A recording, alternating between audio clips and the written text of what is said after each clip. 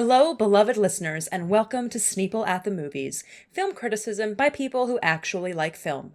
Join us as we dive into movies we love, movies we respect, and movies we wish we could unsee. From the kids who have been absolutely seated for months now, it's Sneeple at the Movies. I'm Helena. And I'm Matty. Yay. Hello everyone. No Ezra today. But on the good news, we think possibly we've fixed Helena's tech issues, or at least we have a solution. You'll know if that's true because you'll be listening to this and you'll be like, Helena still sounds like ass. But from what we've figured out now, we think we have a solution. So sorry for the brief break we had. There was just we kept trying and we couldn't figure it out, and then it turns out the solution was super easy. So apologies if you didn't happen to ask, and that's on me. You just need to ask the right questions. That's right. Depends on if you're listening to the Robert Redford episode and you're just like, wow, this one makes me want to like find Helena, hunt her down, and just stuff her head into a lake and then just make her suffer for a little bit. I understand. Like, I just wanted you to know that it's not my fault. It is, but also it isn't. It's technology's fault for being too complicated for my little pea brain to comprehend. You're not old. I'm just technologically advanced, and I just have to remember that sometimes. You're a cyborg. Yes, a little bit. Yeah. I also struggle. Like, I want to give myself credit. I am intelligent in some ways. When it comes to figuring out how things like work in terms of like, putting things together and finding out what could be the cause of a technological issue, that is not my strong point. We all have different skill sets. That happens to be an engineer. I am not. Yeah, exactly. Yeah. But the problem is that for this whole time, I've not been seeing your setup in person. That's right. And therefore, I had made an incorrect assumption due to some other stuff that had happened. I don't know why I'm being coy. There was microphones being replaced at one point, and I thought Helena's microphone had been replaced with something that we had gotten for Ezra, which is a different microphone entirely, much less complicated. Yes. And it's the one that we used to have when we first started. It's the Snowball. Yeah. And I thought you had gotten an updated version of that, and it turns out that was not true. You had gotten something more advanced, and when I looked it up, I was like, oh my god, you've been using all the wrong settings for this thing. Which has fucked your whole shit. And also, I think a cord is broken, and so it's very simple. I just need to buy you a new cord, and it'll be like $10. And I think that those two things together will fix it. Right now, we're using a borrower mic. It's the little ones that you get from the people in the movie. Borrowers. Was that relevant? Anyway. No. There was a Ghibli movie, I think. The point is... Oh, yeah. I think we fixed some stuff. Yippee. Yippee yay. And Ezra is busy, has friends in town, I believe. Yes. So we are just gonna do a What We Sneep. We are catching up on, you said December 8th was the last time we did one? Yeah, so it's the last time we recorded one. The last time we recorded... Okay, so the last time we recorded an episode and we did a What We Sneep was on December 8th. I think it was. I think that we did that. We released that one. That was the... it was that the was Robert the Mag Redford 7? one. No. No, you're right. Redford it was the Magnificent Magnificent passed Seven away one. in the years. I think that was the last one that came out, which is the Magnificent Seven one. There's another one in the vault, but unfortunately we had a recording blip with that one, and I have been putting off editing it because I just don't want to. I'll be frank. Yeah. But so it's been a long while. It's been almost so we have 6 a lot months. to catch up on, and I think it's honestly good that there's just the two of us. Because this is we have a lot to get through, so let's get through it. Yeah, unless you have something else you want to add. I just want to add, usually with What We Sneep, I try to get through mine really fast because I usually end up with these stupid fucking paragraphs of things. Yeah. And I want to open up the floor, of course, since this is just a What We Sneep episode. Sure. I do know that this is like we want to also keep it brief. Of course, Mr. President. you know, feel free to stop and ask questions about any thing that is on here. I have a whole paragraph here that's just 2025 releases. I'm gonna mention those, but I'm not gonna like talk about them because I feel like I already kind of covered most of my thoughts on these in the Helena Awards. So I if think you want to so know too. what my thoughts just on looking most at of it, these, just I think just go back and listen to it. My watch just told me that I've been sitting for an hour. It's time to stand up and stretch my legs. I'm not gonna do that. Excuse me. I'm recording a podcast right now, so I'm not standing up. When I bought this current desk, I thought about getting a standing desk for a long time. So I could have, if I had done that, I could have just been like, hold on, everybody. There's going to be a really loud sound for like 10 minutes. And then I'm going to record this podcast standing up. You could I think that would have been a worse world, though. If I had to. It would have been pretty funny, though. It would have been very funny. Everyone would have hated it. Hey, you know that movie podcast that people liked sometimes? Everyone stopped listening. Because there was a bit where one of them would turn their standing desk on, and then we'd have to listen to their standing desk. Well, that's okay, though, because they stopped listening to it shortly before that, because one of them, their audio was so fucking bad, it made me think of Rice Krispies treats and bubble wrap just popping in my ear constantly. It made me want to, like... It was not good. I did almost think about not releasing 2 episodes because it was so bad and I just couldn't fix it. But I felt really bad just throwing them in the tank. So just so everyone knows, none of us were happy about the audio quality of those episodes. No, I am sorry. Most of all, we did our best, but hopefully we shouldn't be dealing with that anymore. Correct. Yeah, let's do it. Do you want to go first, or do you want me to go first? Jesus. Why don't you go first? Okay. So starting from... So on December 8th, I watched... I watched The Magnificent Sevens. That's how I know that that's that episode. Because I watched them the day we recorded that episode. In a very odd double feature. And then later that month, you could tell this is December. And you could also tell which movies I watched with my roommate, I think. Eagle-eared listeners would be like, I can tell that the movie was watched with a roommate. I rewatched Moulin Rouge for the first time in quite a long time.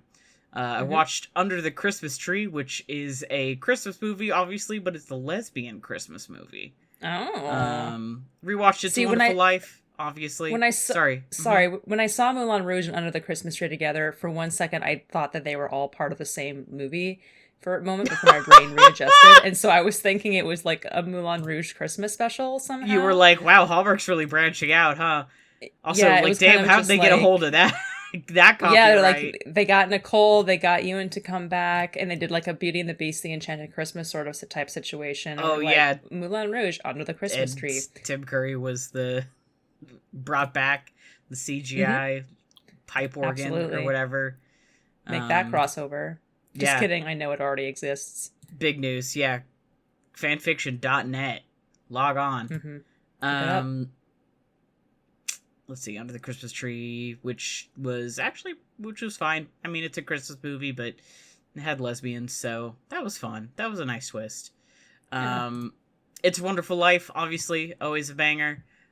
Wake Up Dead Man, which, I like those movies. I like Daniel Craig. Neither of the sequels have topped Knives Out for me yet, and that's okay. I still is my favorite of the 3, I think, so far. Yeah, it's my second favorite. It was a close second. It was, the sequel kind of had the sophomore slump. It wasn't awful. I still liked it. I've rewatched it. Yeah, and then we came back up with Wake Up Dead Man. Knives Out makes me cry, I think, is the difference. He gets the part where he's like, "You are a good nurse," and I'm like, "She is a good nurse." See, that's so good. I'm also just like, I think you're biased. Also, I was gonna say I'm in lust with Josh O'Connor. Yeah, who's very good. I think I enjoyed him. Very good. Role. Yeah. Yeah. So I think that's part of it, but that's me. I watched all Lord of the Rings for New Year's. What's new? Watched Waitress the musical. Watched Holiday, which is that movie, that rom-com. Such a stupid premise. It's a rom-com where the couple meet, like, randomly on accident in a mall, and they're bitching about how everyone always has to bring a date for, like, events or holidays or whatever. So they make this pact to be each other's dates for holidays, and they'll just be friends, but, like, they'll bring each other to holidays just to, like, not have their mom bitch at them for Thanksgiving. And then obviously they fall in love, you know. You don't say. Yeah. Yeah. Shocking. So, stupid premise, like, it was fun, but I see it again. I don't think so.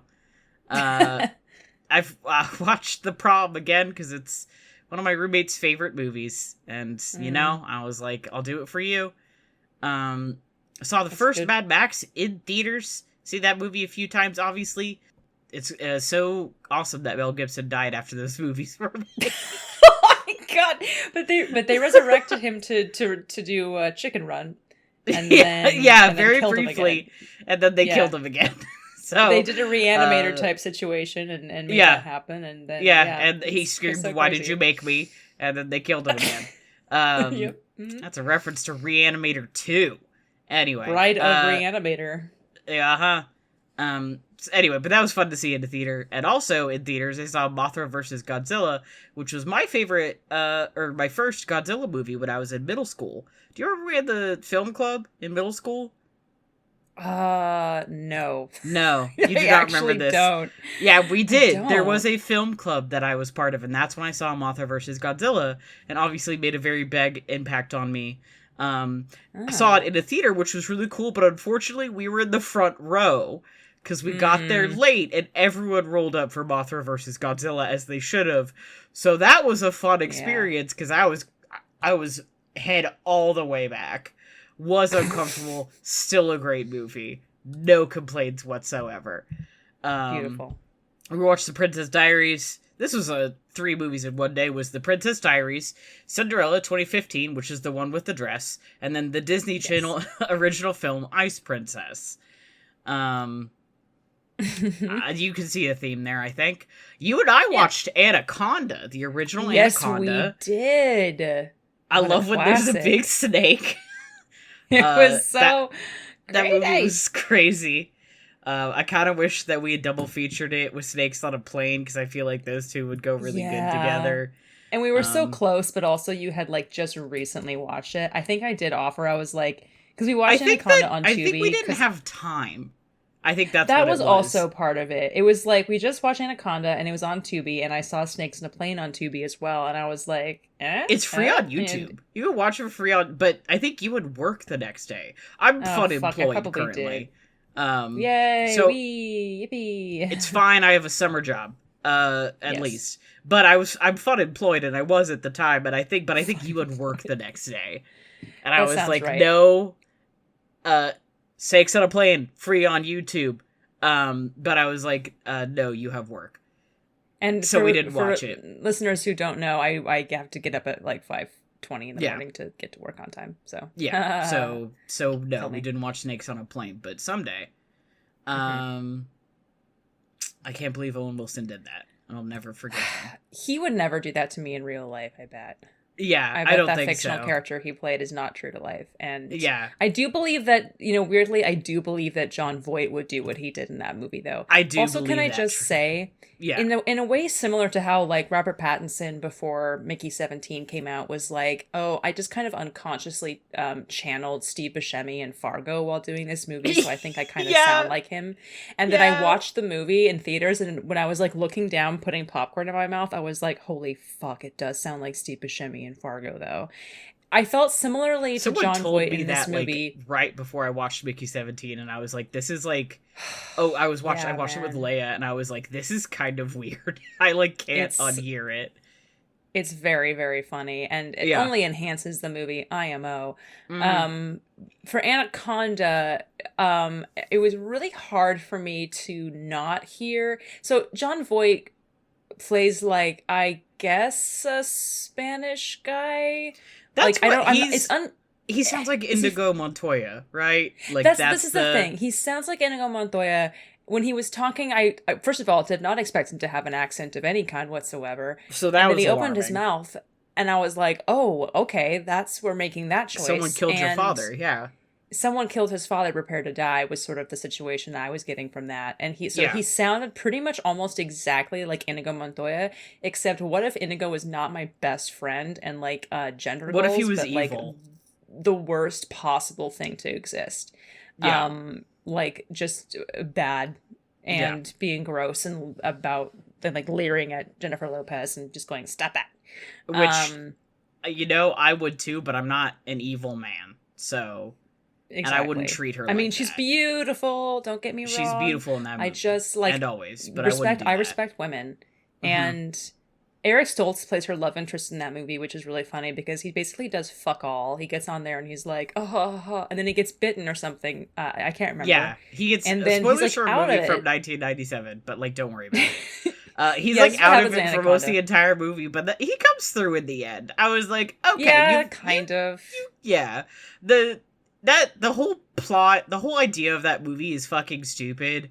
It's like Jaws for snakes, but if Jaws was not good. And it's kind of a little bit like Deep Blue Sea also. Yes. I think you said that when we watched it, and I was like, this is Deep Blue Sea for snakes. It kind of is.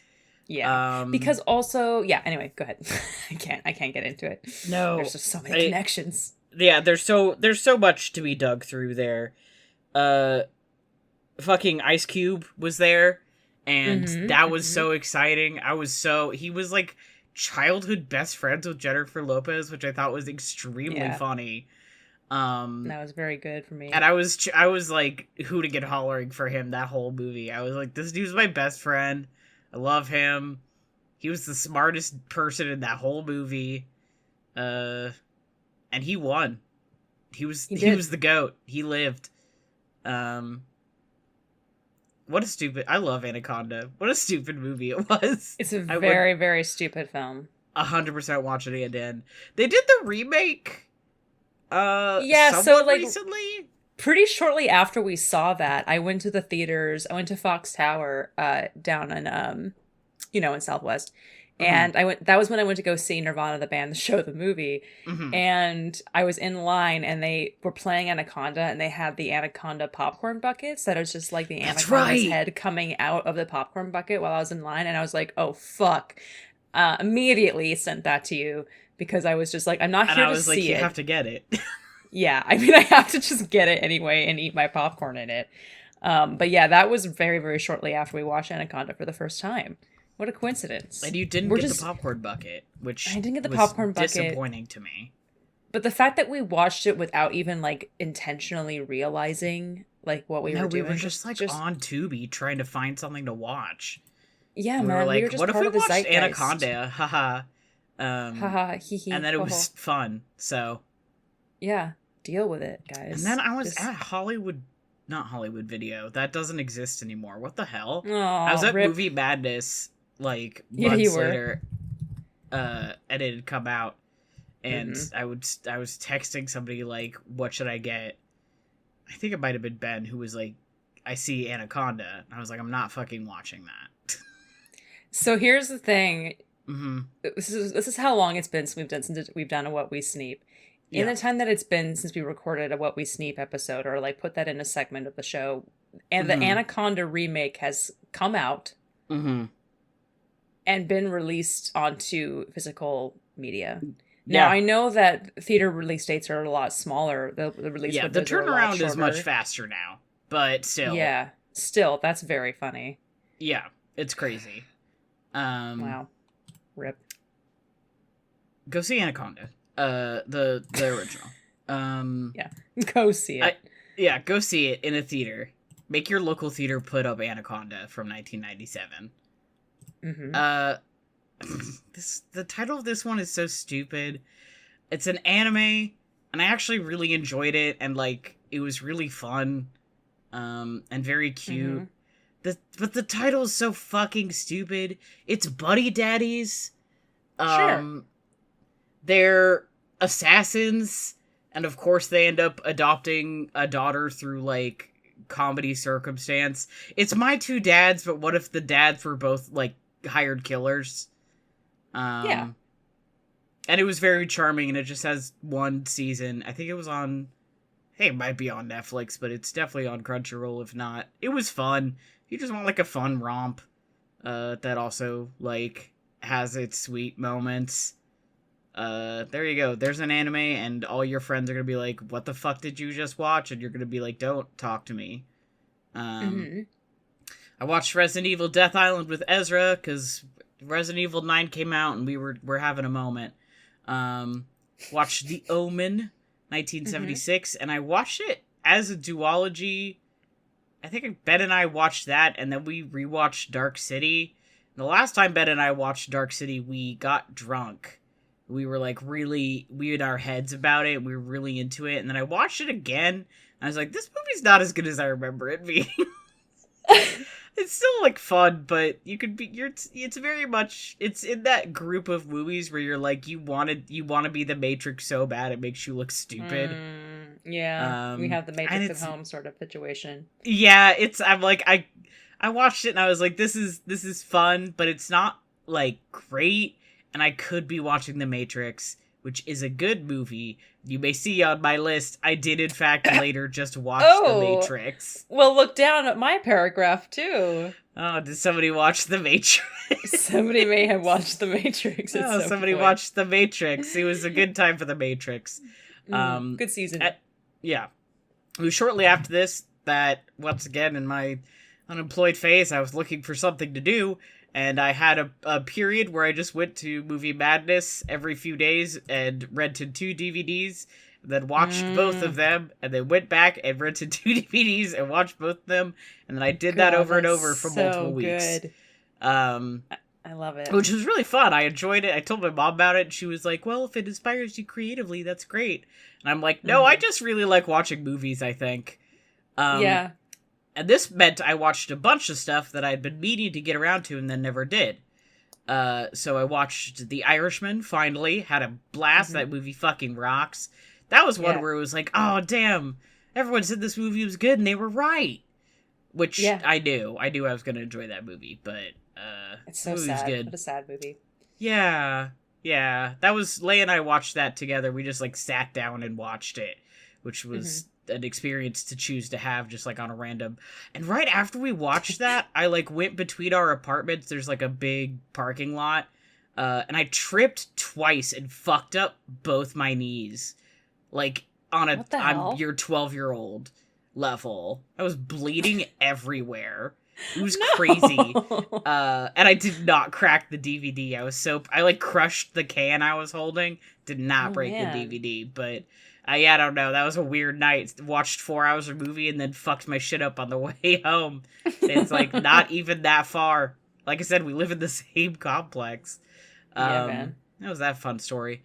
And then I also watched Michael Mann's Thief. Once again, he likes making a movie about a certain kind of criminal. I love watching those movies about those kinds of criminals. So fucking good. It's so fucking good. I cried during that movie. I'm gonna be real with you. The same way that you cried during the Knives Out moment. I think it's like during the diner scene between him and Tuesday Weld's character. I was just like, it's just something about the connection they have with it. I was like, wow, man, I'm getting choked up. It's such a beautiful, beautiful, sad movie. It's a very good version of the like One Last Heist, where like which has a different flair to it than like Ocean's 11. Like in that one, it's like we're getting the boys back together. And in this one, it's like a boys' night situation. Yeah, and Thief is like I'm setting myself up for life, and I don't have to worry about this anymore. That's the plan, anyway. And that's the plan, and you know, it never works out, except in the Ocean's movies. Yeah.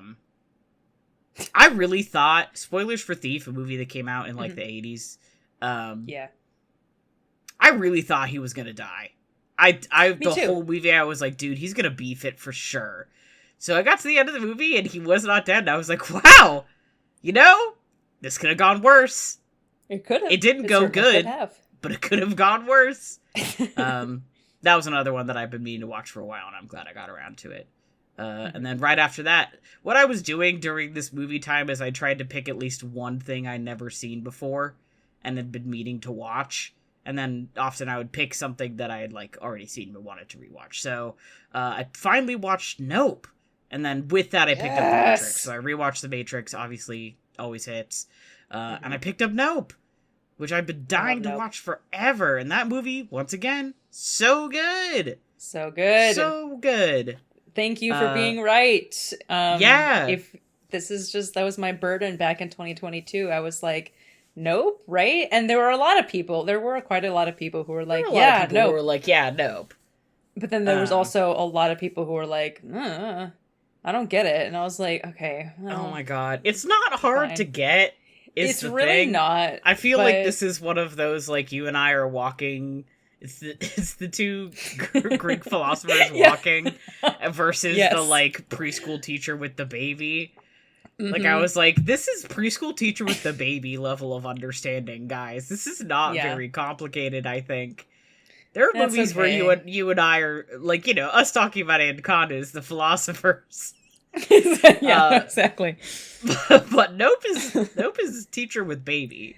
Yeah, Nope is a rich text, to be clear. Like, Nope is asking a lot of really interesting questions, and Anaconda is not, to be clear. Anaconda's like, what if John Voight was there and he sounded like Inigo Montoya? And you're like, I guess that would be bad, What if snakes were a million feet long? And you're like, damn. What if this movie provided inaccurate facts about anacondas? Which is something that I figured out was really CGI. Yes. Yeah. Well, if your snake was CGI, yeah. Yeah. What if Owen Wilson betrayed you and you were in a boat? He fucking did that. And Eric they were like on a raft. Yeah, anyway. But Nope, yes, you're right. I don't want to simplify Nope as a film. It's a really good film. It asks interesting things, and it doesn't, like, hand it to you on a plate and say, like, you know... here's what you should think. Well, if your dad was a phone, like, exactly. It's... that is a bit that came from our friend Leia, who I think maybe picked it up somewhere else. It's a Black Mirror joke. It's a Black Mirror making joke. Fun of Black Mirror. Yeah, but I realized that it just entered our, like, friend lexicon, and then it comes up, and I'm like, that doesn't make sense. It also low-key is probably, on my part, a reference to the television series Misfits, where that was the sound of what the accent of one of the characters was just like that, and she'd say things like, I shagged a monkey, and like that kind of thing. Like that was like an actual quote from the show Misfits, which was on TV back in the 2010s. Yeah. And so whenever I think of that, I'm like channeling her secretly. Yeah, well, the idea is you have to do it in a bad British accent. So you just have a specific one you've chosen to replicate. That's her. Yeah, she comes into my she takes over my body and that happens. Yeah. Yes. Yep. But anyway, Nope. Anyway. Good, interesting, evocative, cool to look at. Once again, not to spoil a movie from not as long ago as some of the other ones, but a lot of times alien movies are not really scary to me. This movie had a couple moments where I was like, oh, this is scary. This is spooky.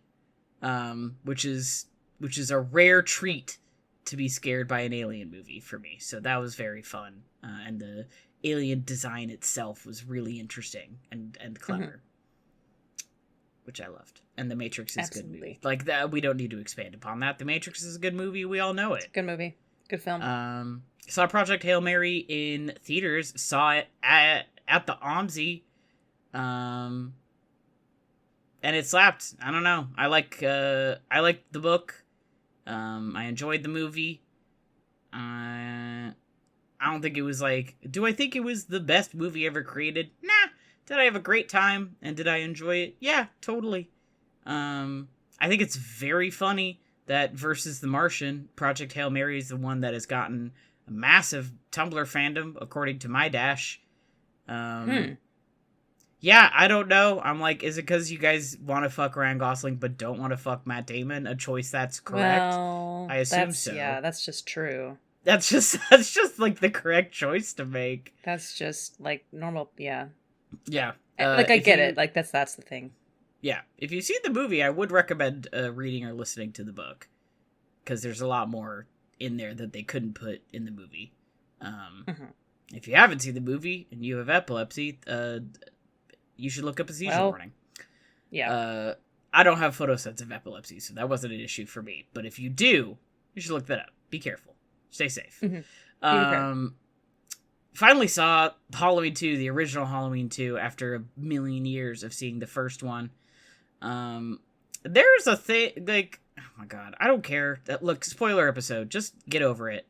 I knew that in the Halloween series, one of the things is that Laurie and Michael are siblings. Did you know this? I might have just told you a thing you didn't know. I probably have heard this somewhere. It doesn't make any sense, but that's fine. It turns out that comes from this movie. I thought it was something they made up later on in one of the remakes. It comes from Halloween 2. That's why he's so focused on her. Is because he killed his older sister, and now he's come out to try and kill his younger sister, who was like a baby when all this shit originally went down. I'm like, okay, kind of stupid, but in a way that, like, yeah, I followed the logic. That's fine. Whatever, yeah. And most of it takes place in a hospital, which is kind of, interesting. They have, like, a little bottle episode of it. Saw Stray Dog, 1949. That movie fucking rips. Can't wait to watch that movie. Hell yeah, it rules. And it got me thinking, in a pretentious way, about like post-war Japanese film, and like how clearly you could see the edges of World War II in that movie, and also very much how gun culture is super different in Japan versus the United States. Like, duh. But that whole movie is based around one gun and like 7 bullets. That's it. And, like, that's the first 10 minutes of John Wick 1. Well, let's be generous. 20 minutes. The action doesn't start until a little bit later. But it's such a different comparison. That movie is sweaty. This is I would say Stray Dog is a great summer movie. So if you want a movie you're watching this summer and you want to experience it in 4D, when it's, like, hot out, Stray Dog takes place in the summer, and that movie is sweaty to look at. Or if it's the middle of winter and you want to remember what summer feels like, you can watch Stray Dog, and it'll tell you. It'll be like, this is what summer feels like. And you're like, yeah, that is what summer feels like. Great movie. Loved it. I rewatched 28 Days Later because the plan was to then watch 28 Weeks Later, because 28 years later, it's 28 years later, right? 28 years later, yeah. It's the most recent. Besides Bone Temple is the most recent one. Yeah, the plan was to watch all 3 of those. I didn't actually end up watching 28 Years Later because I watched 28 Weeks Later, and then I was like, I don't think I want to watch Years Later right now, because that movie is kind of ass. That movie. Here's the thing: 28 Days Later is so good, and then 28 Weeks Later, Jeremy Renner is there for some reason. I don't know. Yeah, so the thing about that to remember too is very funny about 28 Days Later, 28 Weeks, and 28 Weeks Later. Is that the person who directed 28 Weeks Later is not Danny Boyle, who directed the first one. And Danny Boyle comes back for 28 Years Later, and he's doing some crazy formalistic shit in that movie that I think is really good, and that some people were kind of rubbed the wrong way by, but I think is really, really fun. At one point, he's just straight playing... Yeah, I quite liked it. There's one point where he just straight up plays, like, it shows clips from Laurence Olivier's Henry V during one moment, and I was just like over the that like rocks. the thing of the. It's really, really good, and it's like over the film itself, not like a character is watching that movie. Like, he just intersperses clips from that movie with what's happening in the movie itself. It's so fucking good. That's fun. So I quite enjoyed. I still haven't seen the Bone Temple, which is directed by Nia DaCosta, but that's because I've been really lazy. That existed. So yeah, it's like cool. A follow up, because 28 Years Later ends on a bit of a cliffhanger, and so Bone Temple picks up where that left off, which is kind of the only thing that I didn't like about 28 Years Later. I was like, that's a stupid ending. Okay. But I get that they're meant to be kind of packaging them together on a DVD. Yeah, exactly. When I saw it at Movie Madness, I was like, I didn't realize that was the like title of this movie. But now I've understand that, like, no, they just put them together. Yeah. So, good to know. My favorite part of 28 Weeks Later was the beginning of the movie, which was directed by Danny Boyle. I found out later. So that makes so much sense. That, like, opening scene with... The best part of the movie? Yeah. Yeah, there you go. Answered. The rest of the movie, it has that thing where sometimes... I had this issue with the Third Thing movie, the remake, is they'll put Americans in films that are not American films. Like, or they shouldn't feel... I'm like, what are we doing here? This takes place in England.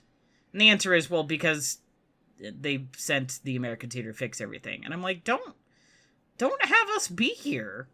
And they're also just like, oh, the Americans can't relate to the characters unless they're American. Yeah. So I don't want part Jeremy of it is Renner like, to be here. No, I don't. I want him out. Put him away. Put him back in the box. Yeah, nasty. I have a lot of bones to pick with 28 Weeks Later. I would say, don't bother. If you had a thought like me and you're like, oh, I should watch Weeks Later and just, get all of it. Don't bother. It doesn't tell you anything. The ending is stupid.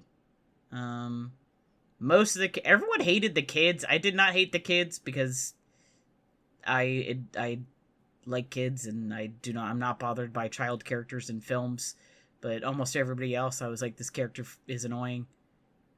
The helicopter guy was cool. I liked him. Anyway, don't watch 28 Weeks Later. Just watch 28 Days, and then I can't say if you should watch Years, because I haven't seen it yet, but Helena said it was good, so you should. And I watched Mickey 17, finally. Another one that I really enjoyed. I was like, yep, this was a movie I enjoyed. I didn't know, like, almost anything about it going in, and I came out, and I was like, yeah, I had a great time. That was fun. Almost everyone in that movie seemed to be having a good time doing what they were doing. I love that. I ran into Ben. Movie Madness had their, like, anniversary, and Ben and Leia and I were running around, and Ben was like, oh, we should watch a Bond, and I was like, yeah, man, pick one, I'll come over later tonight. He was like, really? And I was like, yeah, let's do it, why not? So he picked A View to Kill. I don't know why, but he did. Oh, it's because Christopher Walken's the bad guy. That's why. That's very funny. Which is, you could tell he's trying really hard not to do the voice, and he actually does a pretty good job. I will not lie. But that movie is pretty stupid. So that's a Bond you can skip. If you're looking for a Bond to skip, A View to Kill's on there. Don't worry about it, man. Yeah, most of them is the answer, but I mean, not to be, like, rude. Yeah, I mean, you're right. There's a lot of them, and most of them are skippable, but I can confirm from first-hand experience that A View to Kill, not really. Finally saw Batman 1989, because watched View to Kill with Ben and Johnny, and they were like, well, let's watch another movie, and then they were like, you've never seen Michael Keaton's Batman? We should watch it, and we did, and it was fun. I do not see Michael Keaton as Batman, really. No, but he's good in that movie. But he's good in that movie. I liked... Sorry, go ahead. No, I just, like, he's very good at playing the kind of, like, romantic part of... I think he's a really convincing Bruce Wayne. Mm-hmm. I don't buy him as much as, like, Batman, if that makes sense. There's, like, a weird thing where, like, some actors are good at playing both Bruce Wayne and Batman. Kevin Conroy is one of those people. There are some actors who are really good at playing Batman when he's like, I'm Batman. And then there are some actors who are just really good at playing the Bruce Wayne side, but they don't have the Batman shit on lock just yet. Yeah. And it's like, you're like, why would that be different? They're the same person. Yeah, I know that, and you know that. But sometimes, like, he is pretending to be two different people because he is living a double life. So I think that sometimes it's just some actors, they don't quite have the other shit on lock. I will say, have you seen Batman Returns? No, not yet. Okay, that is I'm really excited for that. I've been told who is in that movie. My favorite Batman movie ever. The horniest fucking superhero movie I've seen possibly in my entire life, which is still Michael Keaton and Michelle Pfeiffer. And that, I think they meld that really beautifully, the sort of dual identity thing. He does it a little bit better. I just think like the whole plot and the themes. I just think that like the plot and the themes of Batman Returns are just so much more interesting. Also, the villains. Batman. Exactly. Like, you know, the Joker, you know, we all know the Joker. I'm sick of the Jonkler. This was probably my favorite Joker thus far. Jack Nicholson really slam dunks it. It's a very fun I was performance. like, you were made to be the Joker, and this specific Joker. I love that Vicky Vale is there. She's my dreamboat. Billy D. Williams as Harvey Dent is fucking cool. I wish he had been in the movie more, because I love Harvey Dent, and I love Billy D. Williams, so. But yeah. Oh, also, once that was something that was pointed out to me, is Ben and Johnny were like, you may notice that this costume, they fix it in the next movie, but this costume's really stiff, you can't move his neck. So when he has to turn to look at something, he has to turn his whole body. That's one of those things that that's been pointed out to, you can't unsee it. Where he's doing these really strong, dramatic, like whip around turns, and he can't look up because he can't bend his body that way. And it's very funny. So if you've seen that movie, or even if you haven't and want to, I would recommend keeping that in mind while you're watching that movie, because you will notice that headpiece he has on has no flexibility at all. Just upped my rating of this movie from like a solid 3.5 stars to like 6.5 out of 5. You say that. I'm looking at it on Letterboxd right now. Oh yeah, it is 3.5. Ben has it at 5. Well, I figured, yes. Yeah, he loves it. I enjoyed it. Like I said, I had a good time. I do want to watch Batman Returns. Obviously. Batman Returns changed my entire shit. I'm obsessed with that movie. That movie is very iconic, I would say. Like, I've never seen it, and, like, I still would know those costumes on sight. Yeah. I think they did a really great job with the visuals, both in the 1989 one and in Batman Returns. Yes. I agree. I think that the production design, it's Tim Burton did both of those movies. I think that the production design, as typical with that, you could tell that era of Tim Burton, is very well. Yeah. Exactly. Yeah. It's like when I found out when I watched Brazil and I didn't know who wrote Brazil, and then I got to the end of it and they're like, Tom Stoppard wrote this movie Brazil, and I was like, okay, that makes sense. Obviously, okay, everything's coming together. It was like that for the production design, but for Batman. But I think that everything, it's kind of like the difference for me between Spider-Man and Spider-Man 2, where they were like, okay, you weirdo, make your movie. And it did really well. And so they're just like, congratulations, you can do it again, but this time we'll give you more money. And he was like, okay, and I'm also going to make this. Okay. It's not really a really accurate or like that's what I hear a lot from like really hardcore comic book nerds, is that Batman Returns is like, not a good quote unquote Batman movie, but it's a great movie. Like, I don't know what that means. I don't read comic books, so that's just as like a lifelong Batman fan. Batman 1989 is also not an accurate comic book movie. That's fine. You get to comic book movies, and at some point you just have to give up, because I was excited that Vicky Vale was there. I was like, hey, that's a win. Everything else doesn't fucking matter. As long as it's interesting, like, I was like, is that the accurate Joker backstory? No. Is it an interesting one, played by a guy who's really doing a great job in the role? Yeah. Is it therefore better to me than the ones that are more accurate? Absolutely. This is like my Dracula thing, where I'm like, there are movies that are technically more accurate that I like less than the ones that are, like, less accurate, but I think more interesting. This is like goes to show you like my experience with Batman, because I also have been like watching like and been inundated with Batman my whole life, have always loved Batman, but I never read the comic book, so my entire experience was through the television series or the Batman movies. And so as far as I know, that is the animated series, with Mark Hamill and Kevin Conroy, and Batman Beyond as well.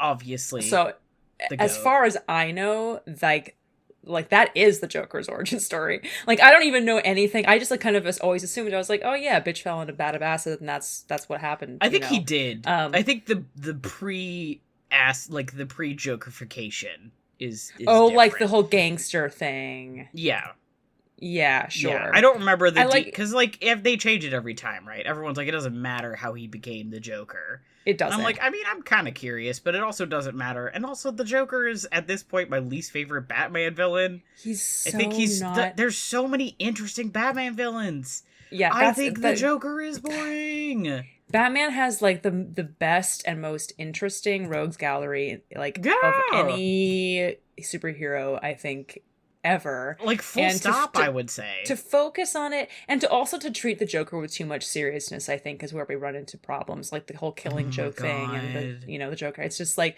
that's why Batman the animated series is so good, because he's just some fucking guy. He's just some asshole.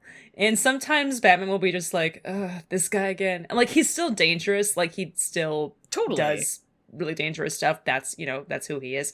But he's also just some guy, and there's no backstory for him when the show starts, because the show starts right in the middle of the thing. So we're just like, yeah there's just this guy who acts like this sometimes. Anyway, that's the least of my problems, because there's so many different and interesting villains on that show. So anyway, we can't really litigate the Jokerification of my life. Everyone's decided that like his biggest enemy is the Joker. And I, as a staunch Two-Face fan, and also there's others, but like I'm like, oh, I'm sorry, the Joker's more interesting than like Bruce Wayne's longtime friend who became his like a villain. Is more like, come on, literally, and he's got the coin flip thing. I love Two-Face. He's cool. Two-Face is so good. I also love Scarecrow. I love the Riddler. You could go on. There's so many great Poison Ivy, Penguin, Harley Quinn, they're my all girls, great. Every Catwoman. single one is cool. The Clayface episode of Batman the Animated Series is like the greatest thing to ever exist. I got my friend years ago sent me like the 3-season box set of all 3 seasons of the animated series. I'm like, God, I should just watch that again. So good. I've got all the DVDs right there. And I also have Batman Beyond. Because I love all of them. They're all really good. They're all good. They're all amazing. Ugh, I love Batman. Batman great. 1989 was good. There we go. Ended the story. And I need to watch Batman Returns. Maybe I'll do that tonight.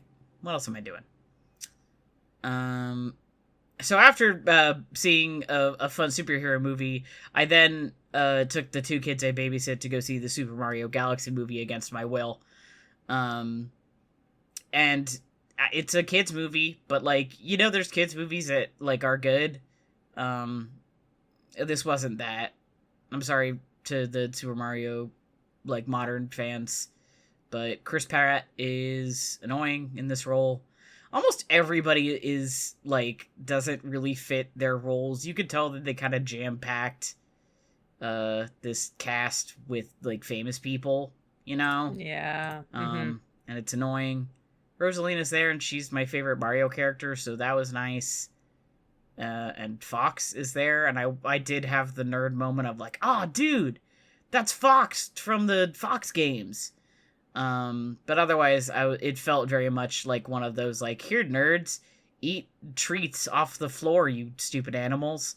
But the kids I babysit really had a great time, and that's what mattered to me.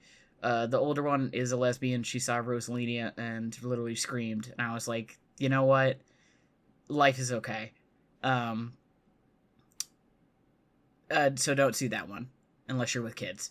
I saw Halloween 3. Which is the one that is not about Michael Myers. It has the masks.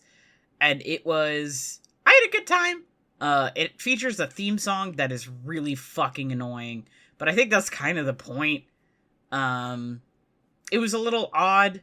But it did make me think, like, God, I kind of wish... Because the whole point of the Halloween movies was originally that they would be... not episodic, but that each one would be about a different thing. Like, the first 2 covered Michael... and then his story was supposed to be over, and then the other Halloweens would be about different scary stuff, revolving around Halloween. But then 3 came out, and it was okay. And I wish it had been better, if only so people would be like, yeah, keep doing the different weird stuff.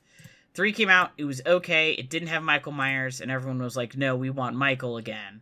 So then we went back to Michael Myers, which is fine. I love him. I love Mickey. But I wish we had... I wish we had more Halloween movies that were not about Michael Myers, and they were about other weird Halloween stuff. That would have been cool. But that's what we have the movie Trick or Treat for. That movie's good as hell. Speaking of movies that are not good, I booked these 2 DVDs back to back, and after watching these 2, I stopped going to Movie Madness every few days. Oh no! Which I think tells you everything you need to know. So that's so sad. Backstory on this: my favorite light novel series, manhwa series, is Omniscient Reader. It's huge. It really blew up. And they made a movie of it. And I was like, okay, I don't have super high hopes, but I'll watch it. And this book is super long, so it didn't cover the whole thing. It covered part of it. It was not great. I was like, this is fine. It changed a bunch of stuff, which was weird. It was one of those book movies where you're like, I don't know why you changed all this shit. But it was okay. Looking back, I think it was worse than I realized, but that's because I watched it after Return to Silent Hill. And in comparison to Return to Silent Hill, it was a masterpiece. Return to Silent Hill is the 3rd Silent Hill movie. 1 and 2 are okay, 2 is worse than 1, 1 is fine.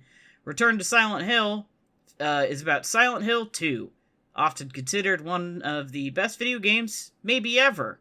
And it was not a good movie. It was not a good adaptation of its video game. It was one of those things where it was a really, really bad Silent Hill movie, and a horror movie where if you were just looking for some garbage to like laugh at and have fun with, it would do that. But if you wanted a good horror movie, it didn't do that. There was more Pyramid Head in the other 2 Silent Hill movies than in this one, which is about the game Pyramid Head's from. So I went into that movie thinking, this isn't going to be good, and I came out being like, that was worse than I thought. Oh, man. So in comparison, Omniscient Reader: The Prophecy was actually like great. But I went back and thought about it, and I was like, it wasn't that good. So those 2 movies were both so bad that I stopped going to Movie Madness. I was like, I think I'm done watching movies for a little bit. And movies is like a medium. According to my letterbox, I haven't seen a movie since. I've watched TV, I've done other stuff, but I was looking at my letterbox and I was like, that can't be right. But if I saw a movie, movies for you. If I saw a movie, I didn't register it. Which is possible, but normally I'm really good about registering movies in my letterbox like right after I see them. Wow. So, yikes. Tough times. That's just extremely funny. Yeah. I mean, I'm sorry about that. I'm sorry that happened to you. Yeah, I was traumatized. I also had a lot happening like right around then. So I think part of it was just a coincidence, but it was also like, woofda. Man. Okay, I gotta hurry my ass up. I rewatched and season 1 of Twin Peaks, because the plan is to actually finish it this time. Rewatched season 1 of Elementary, because I just wanted some TV to watch. I've been watching Dia no Ace, which is like the baseball anime of all time, and I've never seen it. It's really fun. This is my heated rivalry. I love sports anime. I love baseball anime. You should watch Dia no Ace if you're into anime. I watched the first 3 episodes of Buffy with some friends of ours, because I told them I'd never seen it, and they were like, whoa! Do you want to watch it? And I was like, sure, what else am I doing with my life? So we watched the first 3 episodes of Buffy, and I was like, this is pretty fun. I haven't watched any since, but it was fun. I enjoyed it. I've been playing a lot of video games. As said, I'm unemployed, which means I'm playing a lot of Skyrim. That's a bad idea. Yeah, don't play Skyrim, kids. I'm just letting you know, don't fucking do it. My dad and I got matching tattoos last week. Yeah, Aww. Don't do it, Helena. Yeah, I sent a photo in Discord. I don't know if you saw them, but I'll send them. I have not been getting those messages consistently, unfortunately. Okay, I'll send them to you again. Yeah, show me again. I won't send them to you, beloved listeners, because I'm not showing you photos of my dad. My dad does listen to the show, though, so hi, Dad. Hi, David. Love you. My tattoo's healing really good. I hope yours is, too. It's a lightsaber. We got Obi-Wan Kenobi's lightsaber kind of deconstructed on our forum, so we have matching tattoos now. Aww. And I got a summer job, so that was a win. Yay. That's it.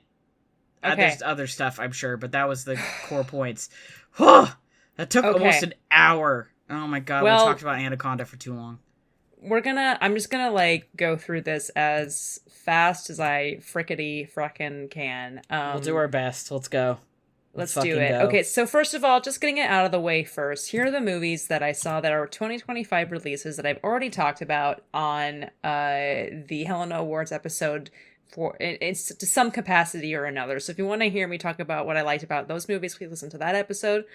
These movies are Wake Up Dead Man, which you mentioned, Hedda, On Becoming a Guinea Fowl, Marty Supreme, Seven Veils, Eddington, No Other Choice, Peter Hujar's Day, The Testament of Anne Lee, If I Had Legs I'd Kick You, The Ugly Stepsister, Blue Moon, Nirvana the Band, The Show, The Movie, The Smashing Machine, The Long Walk, F1, It Was Just an Accident, K-Pop Demon Hunters, Pillion, Train Dreams, The Secret Agent, and Jane Austen Wrecked My Life, which I actually don't think I talked about in the Helena Awards. I hadn't seen it at the time. Okay. But what a great title. Oh, that's so cute. Start looking at the picture of Maddie's tattoo now. That's adorable. Love that for you. Okay, so I split this up into first watches and rewatches. Okay. I rewatched, this is kind of around the time that this was the Christmas times. I rewatched Bridget Jones' Diary. Yeah, I watched Bridget Jones' Diary while we were decorating the tree. I rewatched This Is Spinal Tap and The Princess Bride. I realized that, because there's so much was happening, we haven't yet recorded a Rob Reiner memorial episode, but that was something that happened. That was on the, Yeah, that was something that happened in that kind of hiatus that we were doing. So I just want people to be aware that, I am aware that we are all aware that happened and are very sad about it because it's a very horrible, horrible thing. Yeah, not just to lose Rob Reiner, planned obviously. Episode, but sorry. Yes, it is a planned episode. No, you're good. It is something that we want to do. It's just, it was really sad to lose him, obviously, at all, but in the way that it happened, especially, was, really added a level of just incomprehensible sadness to that. So rest assured, we are planning on doing a Rob Reiner episode. I believe, I don't know about you, I would also love to do a Catherine O'Hara episode, because we also lost Catherine O'Hara inexplicably in the time that happened, which just felt so unreal. It was just so last year in terms of influential artists passing away was just fucking brutal, man. It was awful. And so those are things that I would like to do, because I deeply love both of those artists. But I rewatched This Is Spinal Tap and The Princess Bride in honor of Rob Reiner.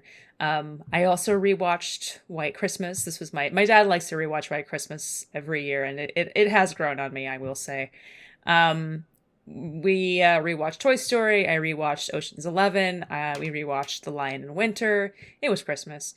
I rewatched The Royal Tenenbaums because my dad got that for me on Criterion for Christmas. Aww. Thank you. Thanks, Dad. Thank you. I also rewatched The Muppet Christmas Carol, It's a Wonderful Life, Die Hard, Patrick Stewart's A Christmas Carol, all the classics. Rewatched What's Up, Doc, When Harry Met Sally, of course. That just not just because of Rob Reiner, but also just because that's New Year's. I watch that every New Year's. Rewatched Mission Impossible: The Final Reckoning with my parents because they hadn't seen it yet. Same with One Battle After Another. Rewatched The Silence of the Lambs because I hadn't seen it in a while. Rewatched Best in Show. That was shortly after the Queen, Catherine O'Hara, died. She's so fucking funny in that movie and in everything that she does. Yeah, she's hilarious. I guess that was earlier this year, not last year, but Still. Yeah, technically, but still, in the time that it's been since we recorded last, like that's happened, and just after it's almost like every time we release an episode that's like a memorial episode for someone, another huge figure will pass, and it's like, I guess what the fuck that's is just happening? kind of the nature of life, but it does. It It feels. is. I think like in the past 12 calendar months or whatever, I guess would be. It's been brutal. Yeah. You know, the last year and a half, really, because like ever since David Lynch died back last January, it's been just like kind of okay, wow, brutal. Guess we're doing this. It's just been awful. Yeah. But she's so good in Best in Show. Highly recommend giving that a rewatch. People haven't in a while. So long. I would love to. My mom loves that movie. I've watched that with her a good fistful of times. It's a good movie. We own it on DVD. Come over to our house. Yeah, I'll come over. Come over right now. I have to watch Rome. We have to watch more Rome. We have to watch more Rome and then Best in Show. I rewatched Matter of Life and Death. That was my present to myself for my birthday from Criterion. I got that one. I love rewatching that again. My dad did fall asleep. That's okay. That's not really... Those movies are not really his thing. Powell and Pressburger movies like that and like The Red Shoes are very like beautiful, gorgeous movies. Like cinematography just unreal, but like very romantic, like 1940s, style. Like I'm really into that shit. He's just not as interested in that. For him. That's okay. As I am. Not for him. So he takes a little nappy poo. And that's okay. Yeah. I rewatched A New Leaf with my parents also. I rewatched Serenity randomly when my mom had she has a game that she plays monthly with some friends of hers. And that's cute. Once in a while she'll host it. Yeah. And so on those days though, when she does host it, my dad and I are like, okay, we're going to go and be in the basement for like 3 hours. Kicked out. And then we watch a movie. It's not like we're getting kicked out because she's like, you can't come up and play. And we're just like, no, we don't want to do that though. Also, it's kind of just like your thing. So, Yeah, that's fair. Her do her thing. I was just, my dad and I were just bitching about Serenity because we were talking about the new show that's coming out, question mark. Oh, Jesus. Is that really happening? I don't know, but there's definitely some chatter, and he and I were talking about it, and I was like, I don't like the movie as much as I like the show. I feel like they tried to, that's a whole other conversation, but I was just talking about that the other day. It's deep, yeah. We can get into it. We can't right now, but we can at some future point. It's getting an animated series. Oh, okay, yes, I do think I do believe I heard that. Yes. I don't know. No, okay. Yeah, my idea is I was like, sorry, I'm reading this article. Oh wait, it's not approved yet. They're trying to make it happen. My thought is I was like, the only way you could make it work for me that would make it interesting is that if you had a different crew in the same universe. I feel like I don't need to see that crew anymore. They tried to wrap a bunch of stuff. They like killed a couple people off.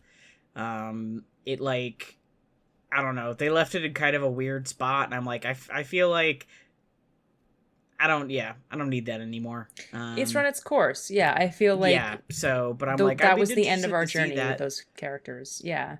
Yeah. If you want more, you can read the books. The books are pretty good. I've said that on the show. I'm like, but I think I'd love to see a new cast of characters kind of finding their way through this universe. That might be fun. I don't think they're going to do that, though. Anyway. It's been on my mind, obviously. Yeah. Yeah. It's rough out there. It's rough out here. I know. Miss you. We love you. We miss you so very much. R.I.P. Booker. There was a Serenity reference in a book that I read recently, and I was like, that's a little much. Like a guy had like a Serenity tattoo, or like a firefly tattoo, and they made a reference to Wash's line about "I'm a leaf on the wind, watch how I soar," and I was like, why are we doing okay? Anyway, that took me out of it. Enough about Serenity. I also rewatched Sleepless in Seattle, which is a much better movie than I remembered. It's still a crazy plot, but I really enjoyed that movie this time around. I also rewatched Sleepy Hollow, just for fun. Merrily We Roll Along, which we've been trying to talk about for, a little bit here, but I promise we'll get to it. We just haven't got to it yet, so be patient. I know you're all like on pins and needles here, waiting to hear Ezra and I lose our goddamn minds about it. I rewatched The Matrix, which I don't know if you've heard of that. That's a pretty good movie.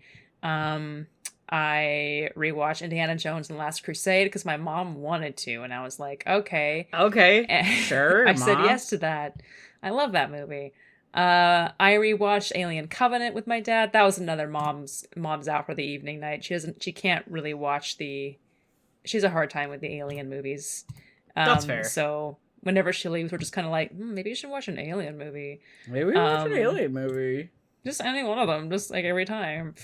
So that time we watched Alien Covenant. I rewatched Paper Moon. Great movie. The 40-Year-Old Virgin, which is just about how I remember it. Not better, not worse. I was gonna say, how does that one still hit? How did that feel? It's pretty, like, there's some stuff that's pretty funny, and then there's some period. Yeah, there's some stuff that's like, I'm like, haha, that's funny. And then there's some stuff where I'm like, I don't think that's actually very funny. That's not... Mixed bag. Yeah. That doesn't matter. Anyway, I've never seen it because I was like, the core concept of this doesn't seem very funny, actually. It's interesting. It's certainly very mid-2000s. I rewatched Bridesmaids. I love that movie. I rewatched Superbad, which is similar to my experience rewatching 40-Year-Old Virgin, except I really think that Superbad is actually a pretty damn good film. I rewatched Double Indemnity.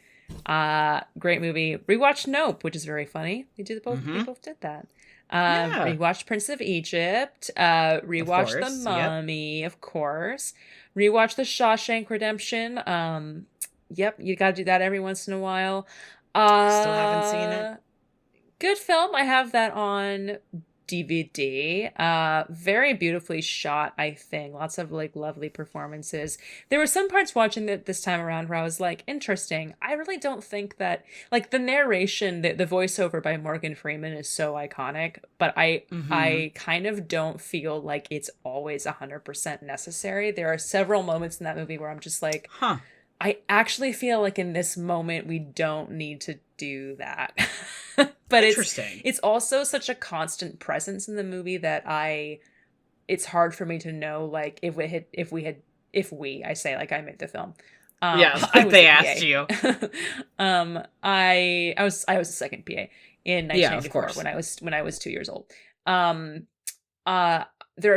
hard for me to know, like, what parts of it, if like the voiceover would have worked if they had cut parts of it in that way, it would have been less impactful when it was used. So it's hard to tell, but there's sometimes where I felt like you're just the cardinal sin of like most voiceovers whenever they're done is just like, oh, you're just narrating what's happening on screen right now. And this is a visual medium, so actually, if you just show me what's happening, I can probably figure out what's happening. If you need to say something else, like something, deeper, or comment on the thing, or kind of be ironic, or do something else with the voiceover, then like that's different. And there are times when that happens in Shawshank, but there are also times where I'm just in Kiss Kiss Bang Bang. Yeah, exactly. It's always funny. Like that's really engaging with what's happening in a different way. I also don't feel like it's too overpowering, like especially towards the last third of the movie. Like he kind of steps back a little bit more until the resolution. Anyway, Shawshank Redemption, I do feel like sometimes he's just kind of narrating what's happening. I'm just like, you could have just show me, and I would have probably gotten it. So it's okay. This is a show don't tell situation. Exactly. But here's me criticizing the film The Shawshank Redemption, which is, according to IMDb, the greatest movie ever made, which is not true. Wow. But like the greatest ever? There was like a whole scandal like several years back where a bunch of people who loved The Shawshank Redemption more than their own mothers were like, let's vote really hard on this movie on IMDb so we can topple, because it used to be like the IMDb has the top 250, right? And The Godfather was the number one movie on IMDb for a long time. Okay. You know, like, because it's The Godfather. Because it slaps, and so a bunch of, because, you know, and then a bunch of people who love Shawshank Redemption were like, what if we just voted really hard and they gave a bunch of, like, low ratings to The Godfather to, like, move Shawshank Redemption up above. Yeah. Which, like, is, like, it's not a sport, guys. Like, just be honest and show your heart. Like, Shawshank Redemption is not trying to be prom queen. Yeah. You don't need to cheat the polls to make your favorite movie the best movie on the IMDb website. This is why I no longer trust the IMDb top 250. It's also why I don't ever refer to, like, the Letterboxd, like, average rating. I only look at my friends' ratings. Yeah. And so sometimes when I see what the at the average out of curiosity. Yeah, the average sometimes when I switch back from, like, my friends rating to the average rating, I'm like, oh, no, that's not right. That's just wrong. So I just don't trust it because people have a tendency to really go ham a little bit, and I just think it's more interesting to just go off of my friends and, like, mutuals' interesting kind of varied opinions. Anyway. My speech about the Shawshank Redemption, god damn. 12 Angry Men, I rewatched that. Great movie. Better than I remember. The last time I watched that movie, it was right after I finished jury duty, so I had a different feeling about that. It was in your mind, yeah. I was like, that's how it is. And then this time I was just like, wow, this is a great movie with a lot of really great performances. This is so far from the point, but there was a Tumblr poll going around that was like, what if we just sound off in the comments? Who was the hottest juror? I saw that because you said so definitively it was number 7. And I was like, I don't know who. Is that what I said? Which one did you say? I don't know. You would know better than me. I don't remember. I forget which one it is. Like, I know which, in my head, I know which, like, who the actor is. Hang on. Okay, I'm typing. Well, look, yeah, let's look him up. I'll talk while you type. This movie has come up multiple times recently. To go from a movie I'd never heard of to, like, in the past 2 months have it come up multiple times, I thought was very funny. I'm sure I'd heard of it before, like, randomly, but it's like the universe is telling me, dude, you gotta watch 12 Angry Men. It's one of Ben's favorite movies, and I was like, I think I gotta watch 12 Angry Men. He was like, okay. Like he does for every movie he owns. He's like, I own that on DVD. I'm like, yes, okay, I'll come over. We can't do Matty Mondays anymore, because I am busy every Monday. But I'm like, okay, fine. We'll make a Matty Thursday out of it. We'll watch 12 Angry Men. It's juror number 5. Okay, it's number 5. I was 2 numbers off. And like, here's the thing that really pisses me off about, like, there was, like, one post that was like, sound off in the comments, and then there was one post that was like a literal poll, and the poll was bullshit because everyone picked, like, the really like, kind of standard good looking ad guy, and I was like, you guys are so fucking boring and not real, because that can't be your choice, because he's just, like, the most obvious choice because he's, like, the most like standard good looking guy in it. Juror number 5 is not like the typical, but I think that which one is the one people were voting for? I want to look this man up. Is it juror number 12? I think it is. Juror number 12 is, I think, the one that everyone was like, this is the hottie. Yeah, because he's like, I'm really attractive. And he's got, like, the glasses and whatever. But he's such a non-character. Like, not a non-character. All of their reasons for voting and changing their votes and whatever are, like, unique to them. He's just such a, like, sort of, he has no convictions of any kind. Like, there are some characters who change their mind because they're just peer pressured into doing it. And then there are some characters who, like, change their mind because they're like, no, I'm actually convinced, and I'm seeing the like the journey here, and I'm like, my empathy is expanding for this I've forgotten the word for this defendant. And number 12 is one of those people who's just like, I mean, yeah, sure, maybe he's guilty, maybe he's innocent, I don't know, I don't know. Anyway, it's juror number 5. Sorry. Every other answer is wrong. I just looked up and I didn't find an image of this man, but I did find a Reddit post from someone who's deleted their account, which I think is really encouraging. It's a very contentious on question. r/movies. Here's my ranking of all 12 jurors in 12 Angry Men, 1957.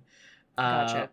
And they're not ranked by hotness. I just think they're ranked by like likability or whatever. Sure. Juror 10 is at the bottom. Apparently he's racist. And I'm okay. Juror 12 is number 9. I really don't have any strong feelings towards the guy. He's just kind of there. Correct. Okay, this person gets it. And juror number 5 is number 5. Aw, that's so appropriate. Number 1 is juror 9. Yeah. He's such a nice old man. I'd love to have a beer with him. Yeah, he's a sweetheart. Yeah, that's a good list. I just from hearing that sounds like a pretty accurate I'll send you list. the link, and you can mull it over later. But I posted a picture of juror number 12 in the Discord chat. This is not the most important thing about the rich, beautiful text, 12 Angry Men, by the way. A great movie. Watch it. But we also do need to be asking these questions and turning 12 Angry Men into like TikToks and stuff like that. I think that's also something that we need to do. Please. There's TikToks of Albert Einstein set to Lana Del Rey songs. I want 12 Angry Men. Yeah, this is like a Clark Kent-esque dude. Like, this is like a guy. No, I mean, he's very good looking. That's like, fine. Sure. Like, he's handsome. There's plenty of dudes who are just guys who are also handsome. But I did see that image you posted of the gift set you posted of number 5, and I was like, yeah, that dude could get it. I get it. Handsome man. Like, you know, he's just kind of more of my type. We have to keep going because it's 10 o'clock and I'm talking about 12 Angry Men for too much. But that's what happens when I watch 12 Angry Men. Oh god. Okay. The Fugitive. I rewatched The Fugitive. We went to the beach, my parents and I, for a weekend, and we rewatched The Goonies in 4DX, which means we watched it at the Oregon coast. We also watched Spider-Man on the hotel TV, and then we went back home, and I was like, I have Spider-Man 2. Let's watch it, and then we did. We rewatched Dunkirk. We rewatched the Bourne trilogy. I rewatched The Thing on a nice Sunday afternoon, as one does. I rewatched, I was in the room while my dad rewatched The Hunt for Red October. So that was my experience with that. I think that does count. I've had plenty of time where I counted that I watched a movie, but I was mostly in the room while my roommate was watching a movie. And I was like, honestly, I absorbed most of that information. That counts. Yeah, I got it. We rewatched Rosemary's Baby, which is a great film. Fuck Roman Polanski. Great movie that he made. That one. Good one. I hate them. I rewatched Titanic because I found a Blu-ray of Titanic at Music Millennium that's like in really good condition. And it's Titanic, so I just was like, let's rewatch Titanic. And it was great because it's Titanic. And then there was one point during the movie where my dad made fun of one of Bill Paxton's line readings. And to tease him, the next night I just put on Twister while he was doing the dishes, and then we ended up watching the whole thing.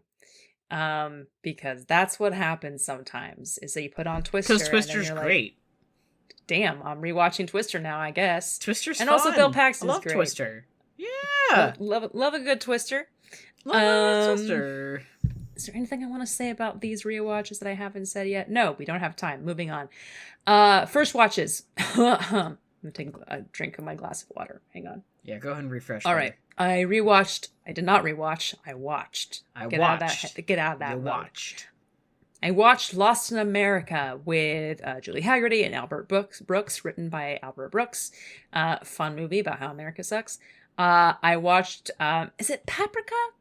I can't remember. The animated film? The animated film. The pronunciation, I can't remember what it is. I don't remember. I haven't seen that movie in so long. I can't remember. But it is quite good. I'm glad you've seen it. Yeah. Yeah, I don't think it's like this. I don't think it's paprika, like the seasoning. Well, I guess paprika. No, paprika. Also the seasoning. Yeah. Yes. It's not my favorite Satoshi Kon film, but it was certainly enjoyed it. Crazy. Like the visual was just like, oh damn, this guy. Interesting film. Yeah. You know, I watched Game of Thrones: The Last Watch, which is a documentary that came out years ago about like the last season of Game of Thrones. This is when my parents were finishing watching Game of Thrones, and I was like, oh, what if I put on this documentary? It was pretty fun. it's a silly little hour-long documentary about the last season of Game of Thrones. And you're just like, what wow, those poor people went through. This whole crew is just so amazing. It's really more about the crew behind the scenes than it is about the actors. And so I feel like that was and the extras and stuff. So that was really fun. And then it just kind of makes you sad because you're like, wow, these guys worked so hard, and that last season is so bad. And that was bad. Just it hurts you a little bit. Yeah.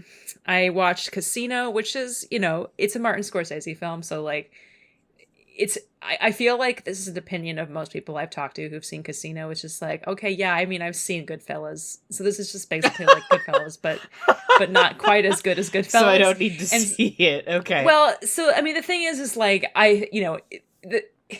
it's still like better than most movies, right? Because it's a Martin Scorsese film. So like, I do think that it is a really good movie. I think that Sharon Stone was really great in it. But, I was just kind of like, yeah, sure. No, I mean, I've seen Goodfellas. It's good.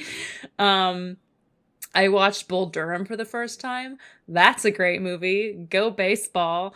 Really, really sexy heterosexual energy with a lot of like latent homosexual energy as well. Crazy film. Highly recommend. Dare I say, best movie of all time. The Virgin Suicides I watched. Great film. Some of the most iconic needle drops of all time. Fantastic performances. Really, just iconic, crazy 90s independent film energy just running through it. And Sofia Coppola's best movie. All That Heaven Allows is the Douglas Sirk melodrama, one of the ones with Jane Wyman and Rock Hudson. That's a crazy movie. I know I say that about a lot of movies that I watch. It's almost always a compliment. All That Heaven Allows looks insane. It's a Technicolor film, and the colors are unreal, and kind of otherworldly almost on purpose. Rock Hudson dresses like me in that movie. He's like an outdoorsy guy, and so he wears like red flannel all the time, which is what I wear. Sure. It's just this, romance that's maybe gonna happen, maybe won't happen, between this woman and this other guy who she's not married to in the 1950s, and it's just sort of, will they or won't they make it through the pressures of 1950s society? We'll see. But in the meantime, look at how gorgeous this is, and look at how gorgeous he is. It's secretly a little bit gay, like a lot of melodramas are, I think. Douglas Sirk, as a guy making movies mostly for women, kind of also inadvertently, I think, made movies for homosexuals. So that's just my opinion. Yeah. Also, I mean, Rock Hudson being there also adds just a layer, unintentionally in retrospect, to everything that he does too. Highly recommend. I watched a movie called Death Spa. I'm interested about this. Yeah, please watch it on that Tubi. All about then? It's about a spa where people are dying. It's a spa that causes death. Is the spa is it Christine style? The spa is killing people. No, because Christine is like kind of the car is literally just the car doing it. But that's why I'm asking: is the spa alive and killing people? In Christine in the book, and I can't remember how much this is in the movie. I haven't read the book or seen the movie. The book, it's sort of like partly possessed by the spirit of the good guy who owned it, and that's kind of what's going on in Death Spa. Okay, so the spa is possessed. Okay. Kind of. Maybe by the ghost of the guy who owns its ex-wife. Okay. Maybe not. Maybe it's actually just her brother in a sort of mind then. Norman Bates type situation. Oh, okay. It's an interesting film. Did they deserve it? It looks, well, tough to know. It's very colorful. I recommend it based on that. Hell yeah. I mean, it's called Death Spa. I was already called Death Spa. Sure. Yeah, that was my main motivation for watching it too. The guy who plays her brother is Kirk's son from Wrath of Khan and Search for Spock. So there's a little food for thought. It was driving me crazy the entire time because I couldn't place him. And then I was like, holy shit. How far we've come. Yeah, what I recommend for you, not in general for everybody, although I did say in my Letterboxd review, and I stand by this, any self-respecting person who like calls himself like a film buff, whatever the fuck that means, needs to watch movies like these. They need to go on Tubi and watch movies like Death Spa in order for me to take you seriously, because otherwise I'm just not going to believe you. You know, you do need to, this is part of your palate. Num num num, eat your vegetables. Watching movies like Death Spa is exactly like eating your vegetables. It's good for you. Exactly like eating broccoli. You can't just eat like the stuff that tastes good all the time. You can't eat like the fucking burger or whatever. You also got to eat the stuff that's weird and maybe dumb, which the also tastes good and is good for you. You got to watch like when we decided to watch Anaconda, or when I keep telling people to watch Snakes on a Plane, and fucking Stay Alive, my stoner horror movie that I keep watching, making people watch with me. I still need to watch that with you sometime. Oh my god, we should get together and watch that. I have it on DVD. Let's do it. Ben voice. I have it on DVD. I'll bring it over. Let's fucking do it. Yeah. I watched the movie Safe. Todd Haynes' Safe. Great film. Okay. Crazy. I'm using that word again. Sorry. If I say that, you know, it's because I'm like, I was blown away by it and I think it's really amazing, but I don't have anything clever to say about it because it's 10 o'clock at night. We've been recording for an hour and a half. An hour. I watched 6 Looney Tunes shorts. Yay! My favorite one was Drafty Daffy, where Daffy is trying to escape the draft board. I was gonna say where Daffy presumably gets drafted into the U.S. Army. He dodges. The entire thing is like him being like, "I'm really excited to join the army," and then the draft guy shows up at his house, and he's like, "No!" And he tries to evade him, but the draft guy is like unkillable and keeps on like getting into his house somehow. It's super funny. Just like the real U.S. Army. Just like when people call me into work. And then I watched Ravenous, which is another great film with a lot of familiar faces, including my beloved Guy Pearce. Sort of period horror film, Civil War. It's kind of a comedy. Yippee. Kind of like a period like cannibal horror comedy movie. Great stuff. Yeah, I love that stuff. Yay, yippee. I watched Demons 2, the sequel to Demons, in case you couldn't tell. There's more demons basically the same plot as Demons, I noticed. But this time they're in a hotel or an apartment instead of a movie theater, so it was less interesting to me. But they still found that's basically what Halloween 2 is like. It's Halloween, but they're in a hospital this time, so. Yeah. There are some pretty good gags later on with a demon baby and like, a little they did some good stuff with like a hideaway bed that I thought was pretty funny. Ultimately not as good as Demons, I think, but you know, enjoyable. I had a good time. I watched the National Theater live production of The Importance of Being Earnest that just happened recently. It was streaming on YouTube free for a few days. Mad. I watched it twice. I thought it was going to stay on time. YouTube, and it didn't. They took it back. They took it away. They'll bring it back sometime, I'm sure. I know. If that ever happens, recommend everybody watch it. It's a very good adaptation or production of Importance of Being Earnest. I watched Ball of Fire. So my parents, I did the same thing that you did with Movie Madness, just not as many times. My parents went to Dallas for about a week, and I just kind of went there and I was like, pull one movie from here, one movie from here, one movie from here. And then I also watched another one when they were gone. So I watched Ball of Fire when they were gone. That is an amazing, probably one of the best romantic comedies there ever was, with Barbara Stanwyck and Gary Cooper. It's a low-key kind of an adaptation of Snow White and the Seven Dwarfs, so just know that, but the best possible version of that. And I can't say anything more than that. Just know it's delicious and good. I watched How Green Was My Valley. I got that from Movie Madness. Beautiful movie, like just gorgeously shot and staged and everything.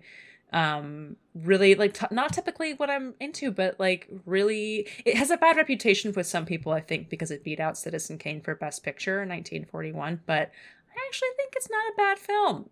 Dare I say it's kind of a great movie. Very much of its time period, but like kind of the best possible version of that you could do. So do recommend. I also watched, The Music Lovers, which is a movie by our friend Ken Russell, our best friend Ken Russell, director of Lair of the White Worm and The Devils, etc. It's a movie about Tchaikovsky, and it is like the only good version of a music biopic there ever was. It is the craziest film I ever did see, and everybody should watch it. The end. I watched Mike and Nick and Alice, which is a 2026 movie, time travel gangster movie, romantic comedy with Vince Vaughn and James Marsden. It's on Hulu. I had a good time. Hell yeah. That's an option for you if you're looking for that. Sometimes that's all you can ask of a movie. Sometimes it's all you can ask. It did not pass me by the way, person who made Mike and Nick and Alice, that their names are Mike and Nick, just like Mikey and Nicky. I didn't miss that. I will not lie. I did see that and I was like, am I reading this wrong? Mm-hmm. The answer was no. Don't think I missed it. I watched Crimson Tide, which is another submarine movie. My dad's been on a submarine kick lately, so he watched that. Good film. Great Gene Hackman performance. Denzel Washington. Did you watch the Markiplier movie yet? The which one? The Markiplier movie? No, not yet. It's gonna be free on YouTube soon. All right, well, I'll tell him. It's pretty fun. Yeah, I'll put it his way. I'm sure it'll be in the You are so gently trying to push me off of this topic. You're like, I'm sure, just anticipating he might not be, we'll see. It's not about Markiplier. He produced and acted in the movie. It's a horror film. Okay. I know. I do know that, but I'm just wondering, I might be interested in watching it. I don't know if the same will be true for whatever, Michael. We'll see. You never know. I watched A Few Good Men, which is a movie that has Tom Cruise in it. As you know. It's kind of a nutso performance that he's doing in that one. I think that Tom Cruise and Aaron Sorkin are not a good combination. I think they're just a little bit too indulgent of each other. Mm-hmm. You know what I mean? I watched Married to the Mob, which is a great little film with Michelle Pfeiffer. It's just kind of a weird, funky little like gangster romantic comedy that everyone should see. And you can watch it on Hoopla. I watched The Firm, which is another Tom Cruise movie. I actually kind of had a good time. It's, is it a great movie? Not even remotely. But it looks good. Gene Hackman is like, incredible in it, like he always is, and is like, washed up older mentor guy, weirdly sexy, that whole thing that he's doing. Sure. Tom Cruise looks like he's like 10 seconds away from drowning in his own tears and sweat the entire film. Which I love. Just like, yes! That's how I like to see him. Mm-hmm. So, I enjoy myself.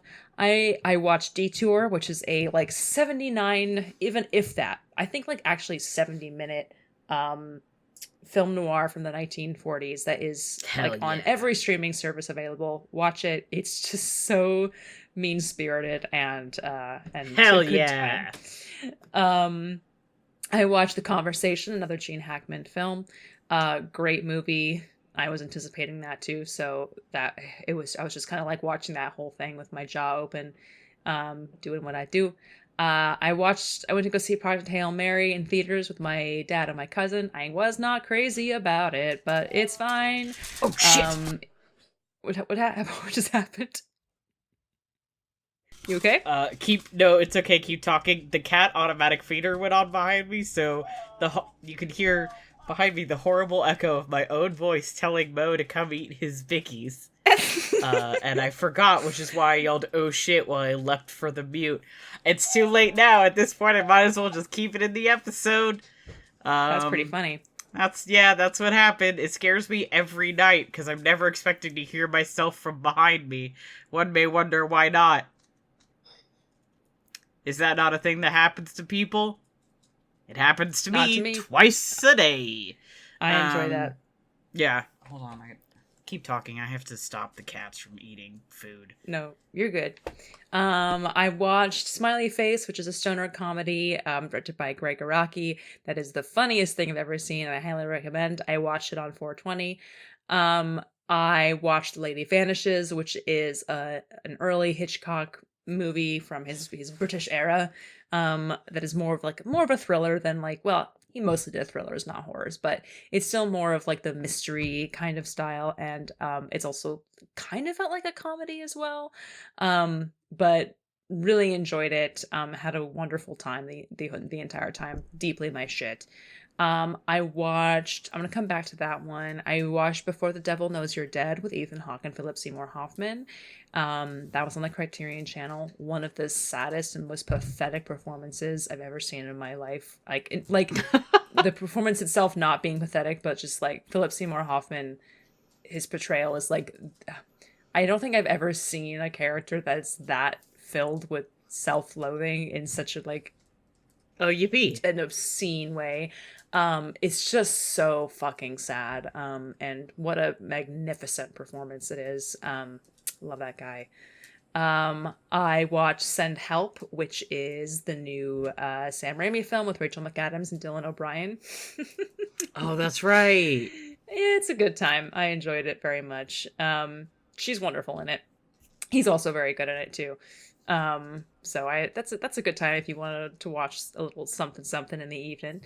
I watched Old Joy, which is set and filmed in Portland, and it's just a little simple road trip movie, kind of about these two guys who are drifting apart, and they go on a camping trip, and it's just kind of like, we're drifting apart. Very, very simple, but really kind of beautiful. My parents and I spent the entire time being like, where is that? Oh, they're driving up that way. Oh, that's where that is. Hey, I know that. Yeah. Hey, I know that. Did you it was like skip one of those spontaneous situations. combustion, or did I mishear something?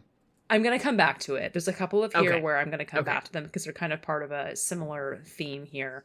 Okay. I watched Dark Victory. I have a coworker I've been really meshing with. We have a lot of similar tastes, and she has loaned me 2 of her Bette Davis DVDs that she has. She has a big collection. So I was loaned Dark Victory and now Voyager.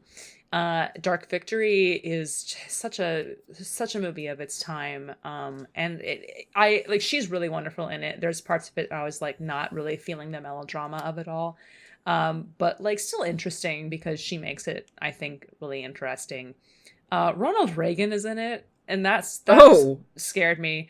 I was like, you're like, and it's before literally before jump scare. Like, hey. Literally, he was an actor. It's like 1939 when he was an actor, and he looks, obviously much younger, but he has like the same voice. It's really fucking eerie. It's just like he's almost like blonde in it, but then he has that horrible Ronald Reagan voice, and you're just like, ugh. It's just he has the face and voice of a demon still. Yeah, quite unpleasant. I was like, every time he was on screen, I was like, get away. Luckily, his character's role was not that big. Okay. I watched Clock Watchers with my parents, which I loved, even more than I was expecting to. It's about some women who are all temps in the same office, and just kind of like the soul-sucking experience of being an office temp. Yay!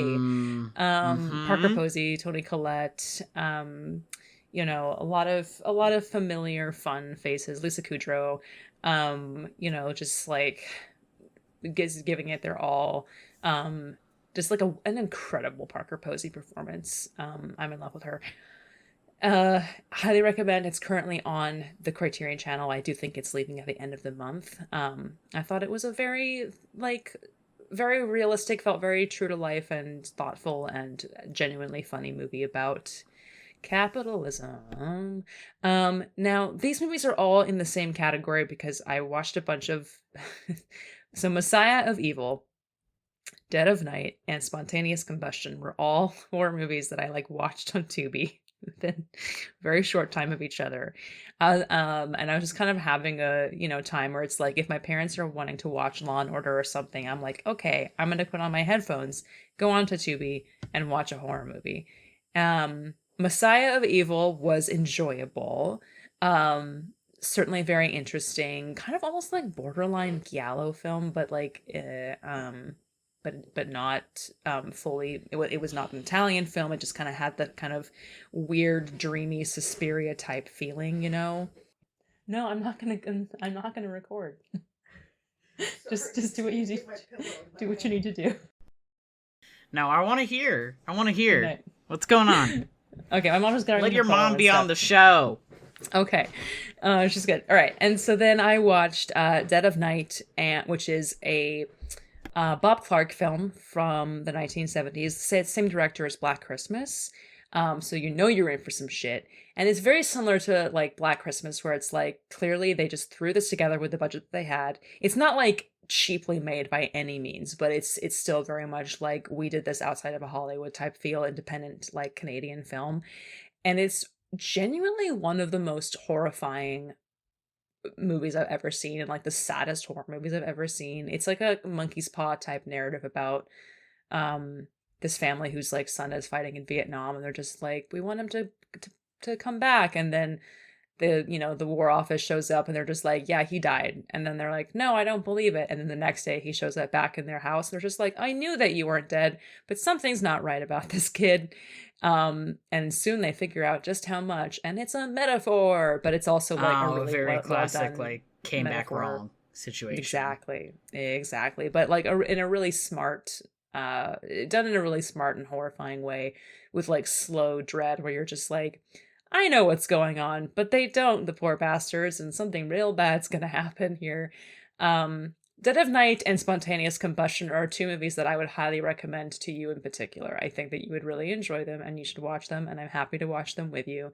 Dead of Night and then Spontaneous Combustion is a movie about a guy whose parents were subjected to atomic testing when he was in utero, and then he develops strange powers later in life where he just like things and people catch on fire around him and spontaneously combust. It's starring Brad Dourif, so you know it's a great film. So you know it's directed good, yeah. by Tobe Hooper, who directed Texas Chainsaw Massacre amongst many other films. So that combination right there is just like already slapping, for a great time. Looks amazing.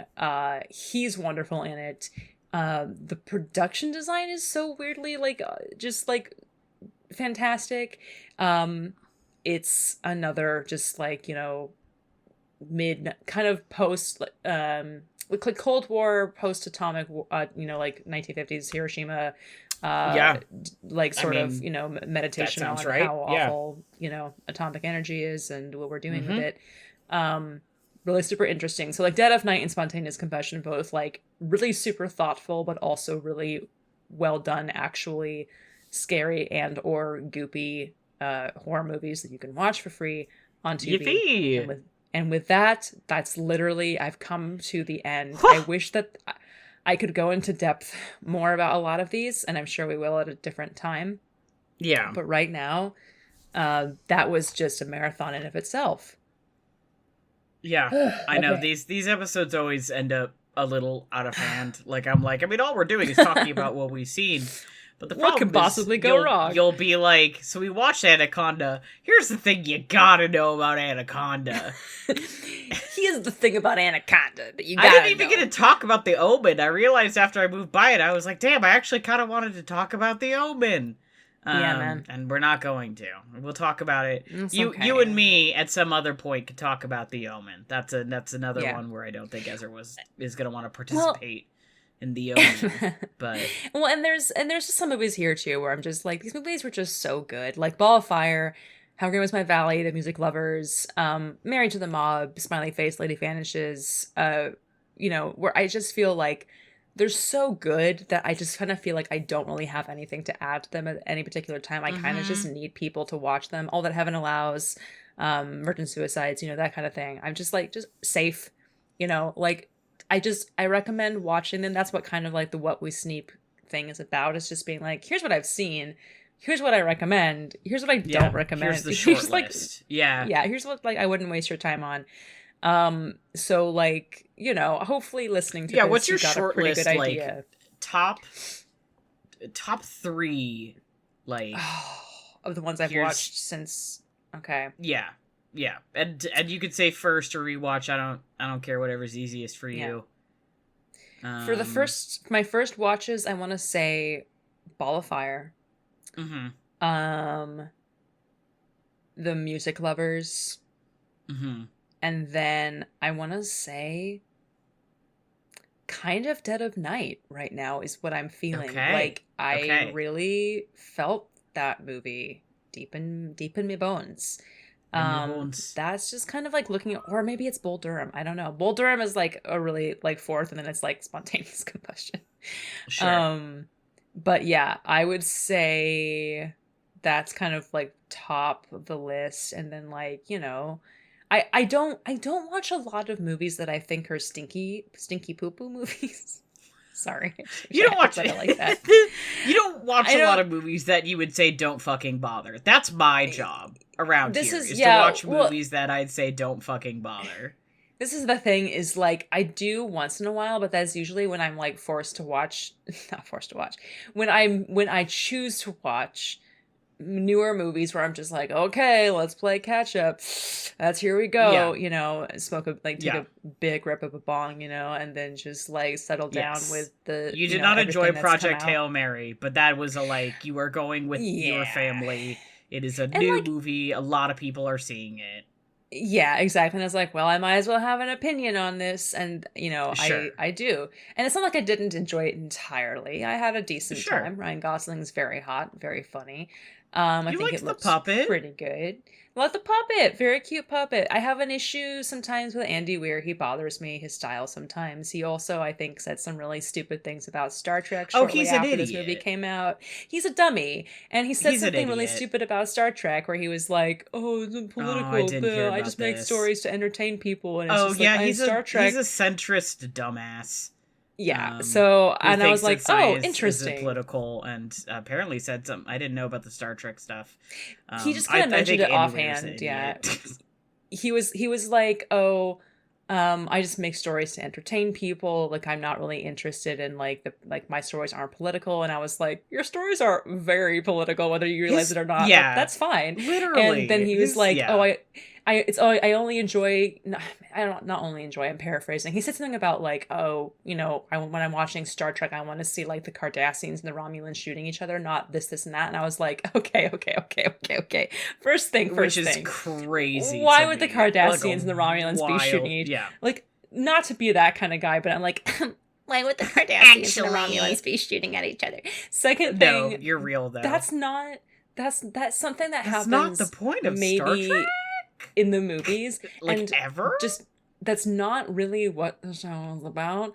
And so it's super hilarious that you mentioned Star Trek as something that's like, oh, I just want to entertain people. I'm not into the political part. Like, and you mentioned Star Trek. Yeah, and additionally, like your books are deeply political. They're very about political. Both. I haven't read Artemis yet. I heard it was not great, so I skipped it. Oh, what a shame. I have it. I like picked it up when it came out, and then I just was like, whatever. But like both The Martian and Project Hail Mary are about the entire world coming together despite political issues to like join together to save a person or humanity. Like that's big. Like it says a lot when specifically U.S. joins with nations like China or Russia, things that happened in both of the Martian and he's an idiot. I'll say that absolutely.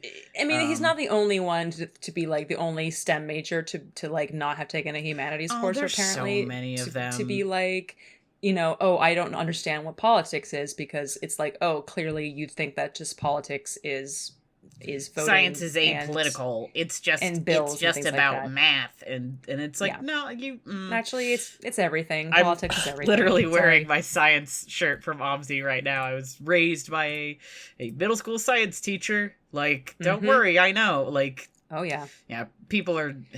They're stupid. They're stupid. Out there.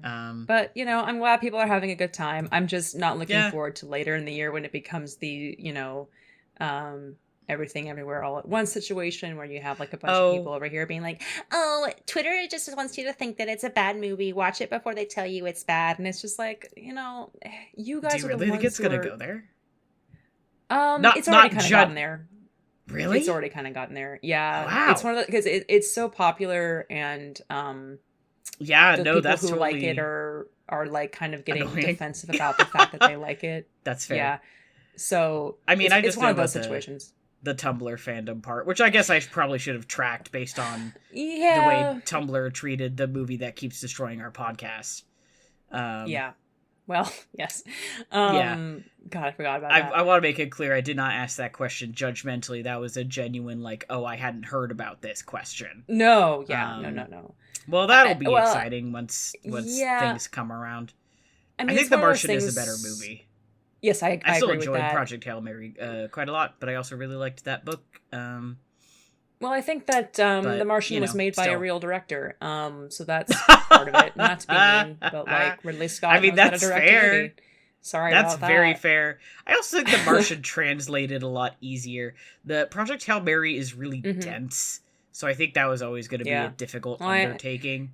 And they cut a lot too, didn't they? Right? Yes, they cut quite a lot in a way that I was like, yeah, I think that makes sense that you cut it down this way. But that's why I said, like, if you liked the movie, go ahead and give the book a try, because I think in this case you'll get a lot more because the book just has a lot more. But I honestly went into that movie being like, boy, I don't know if this is going to be very good, and ended up being like, you know what, that was. Yeah, I had a good time. I thought it was good. I liked that they used all practicals. I think I liked it more than you liked it, but that is totally fine. And again, I don't think it was like a total waste of my time. I've definitely seen worse. It's just me too. That's just the thing about it, and I think it's the whole discourse of it all. I'm obviously not looking forward to, but I know that's not the movie's fault necessarily. Stupid. Yeah, but like, also on one hand, it's like I do think that one of the movie's flaws is that I think it is kind of designed to be a movie that appeals to everyone, and in doing so, which is kind of like, isn't it's a little really too I digestible. I think that's which is such an asshole thing to say, but now that you're saying that, I think you're right. It's true. I think the fact that there is a huge Tumblr fandom for this, where there was nothing for The Martian, does say something about the movie. Yeah, which is not. That's a neutral statement. That part, absolutely. But it is interesting. I am getting a little tired of the Tumblr fandom on my dash. I am thinking about just getting rid of it. Because it's kind of guys. It's crazy. I don't want to fandomize this movie. This is crazy. Can I say something controversial before we all go to sleep? I'm really sick of fandoms on our podcast. Yeah, I'm really sick of fandoms in general. And I'm really sick of the feeling of like, fandoms are universally great, and they're the only way to measure the popularity or success of something, and it's the only way to engage properly with a work of media. And if something doesn't have a fandom, then it's not like a real thing that exists.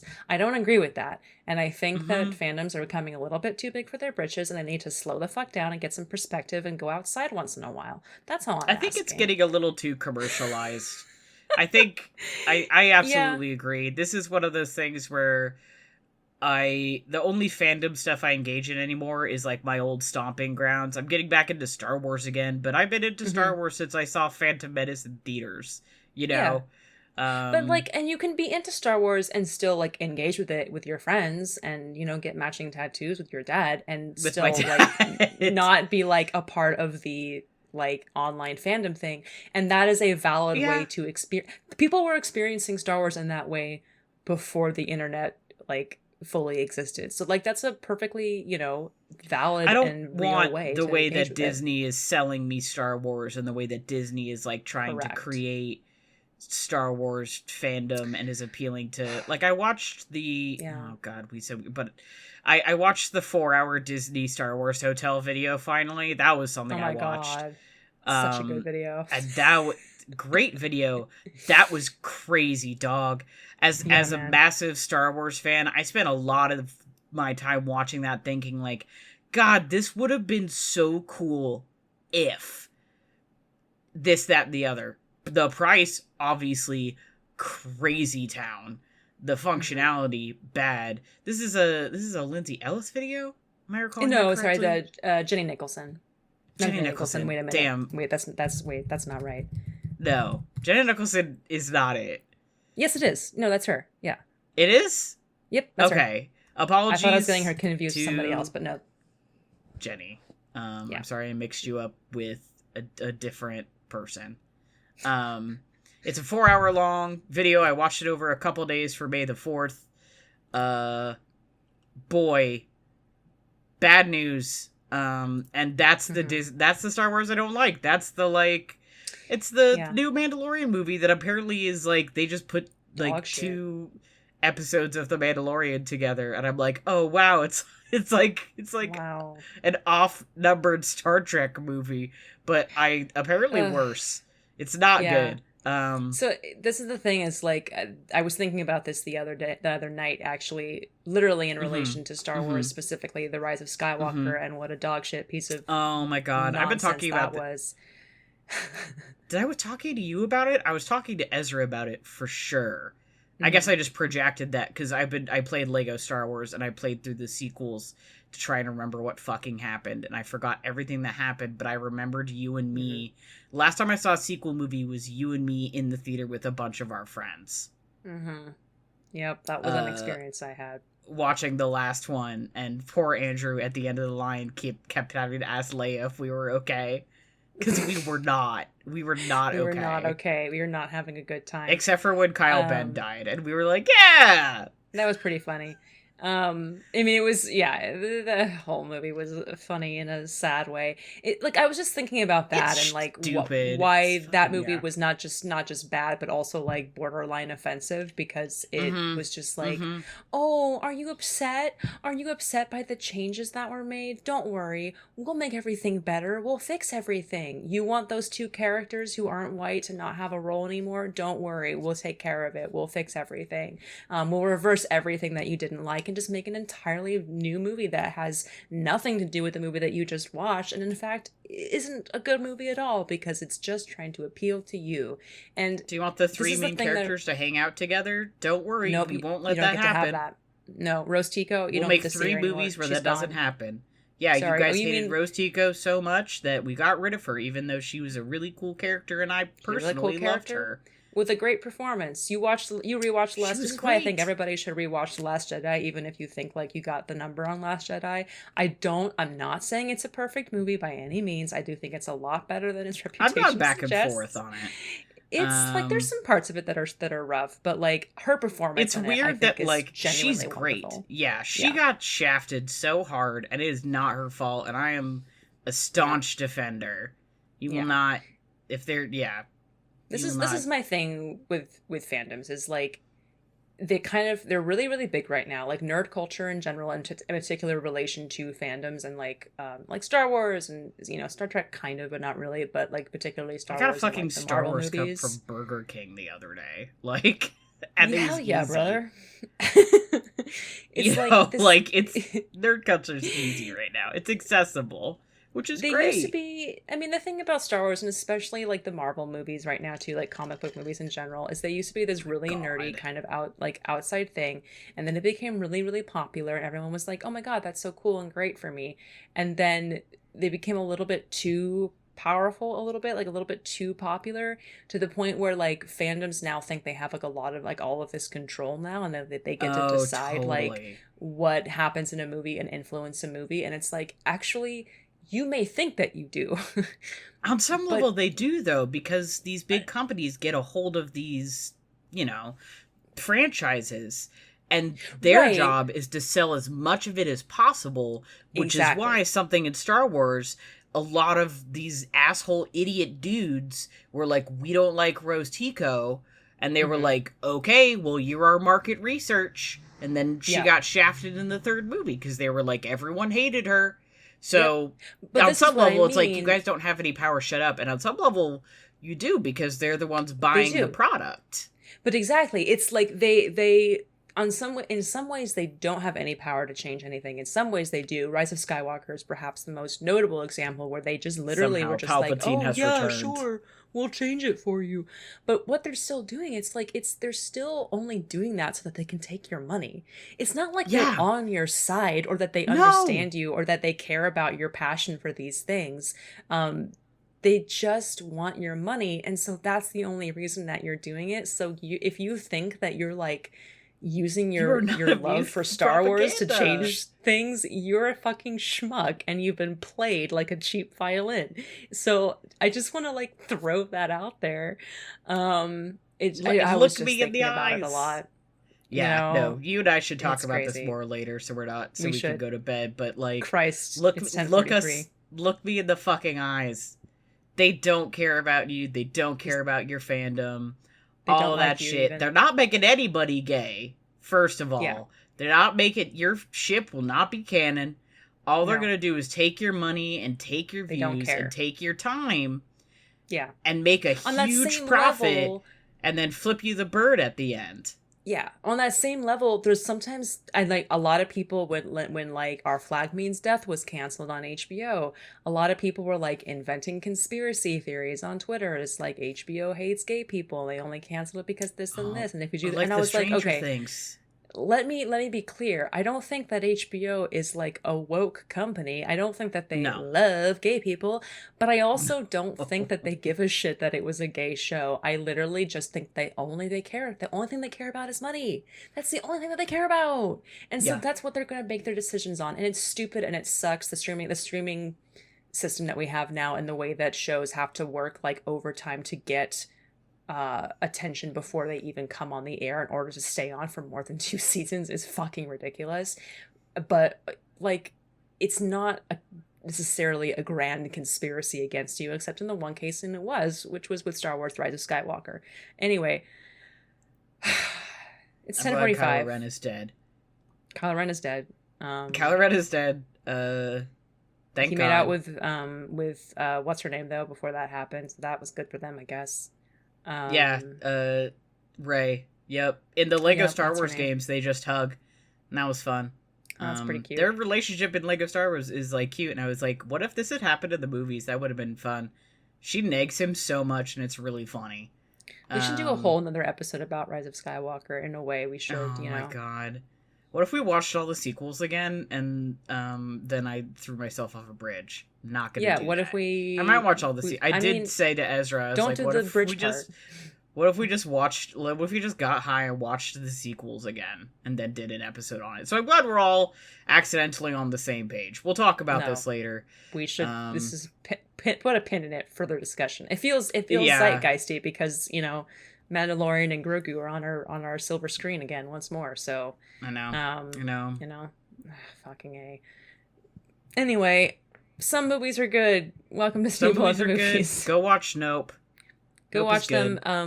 But if you were in Pacific Standard Time and you were listening to this in real time, that is listening to it at night, and it's now 10:45 like it is here, you should go to bed instead and watch a movie tomorrow. Unless you work a graveyard shift in which you can watch Nope. Yeah, exactly. But in the meantime, thanks for hanging out with us here on Sneeple at the Movies from the Infinity Break Network. Check out infinitybreak.net for more awesome content, and come chat with us on the Infinity Break Discord. You can find it at bit.ly, I, Infinity, T, Talks. You can also shoot us an email at sneepleatthemovies@gmail.com if you've got a subject you want to hear us talk about, a movie you think we absolutely need to see, or want to share your top 4 Letterboxd reviews. Our Oscar-worthy music, I hope they're all written by me, by the way. Our Oscar-worthy music was done by Johnny Ronaldo, who you can find hanging out on our Discord. Our glorious Technicolor TM logo was designed by Bethany Luthold. If you enjoyed listening, please leave us a review on iTunes and share the show with your friends, your enemies, and your partners in crime. As always, thank you for listening, and we'll see you at the movies, but not at Mandalorian and Grogu. Sorry. You will not see me there. Apologies. I'm not sorry.